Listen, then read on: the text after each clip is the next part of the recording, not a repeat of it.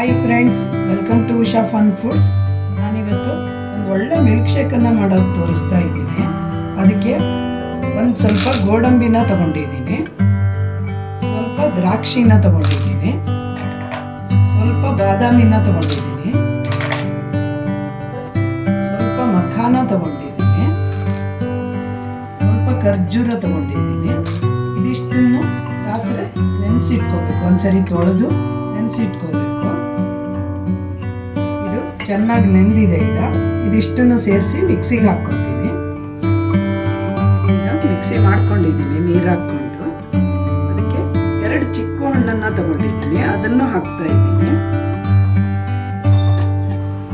ಇದು ಸಪೋಟ ಹಾಕಿದ್ಮೇಲೆ ಮಿಕ್ಸಿ ಮಾಡ್ಕೊಂಡಿದ್ದೀನಿ.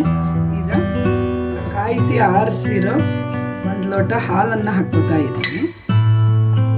ಇದಕ್ಕೆ ಬೇಕು ಅಂದರೆ ಜೇನುತುಪ್ಪ ಮತ್ತು ಸಕ್ಕರೆನ ಹಾಕ್ಕೋಬಹುದು. ನಾ ಖರ್ಜೂರ ಹಾಕಿದ್ದೀನಿ, ಏನೂ ಹಾಕ್ಕೋತಾ ಇಲ್ಲ.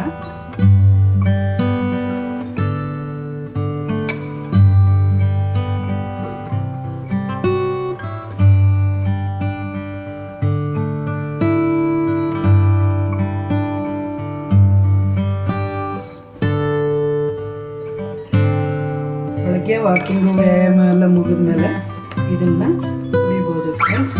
ತುಂಬ ಹೆಲ್ದಿಯಾಗಿರುತ್ತೆ. ಯಾರೆಲ್ಲ ನನ್ನ ಚಾನಲ್ಗೆ ಸಬ್ಸ್ಕ್ರೈಬ್ ಮಾಡಿಲ್ವೋ ಸಬ್ಸ್ಕ್ರೈಬ್ ಮಾಡಿ, ಲೈಕ್ ಮಾಡಿ, ಶೇರ್ ಮಾಡಿ.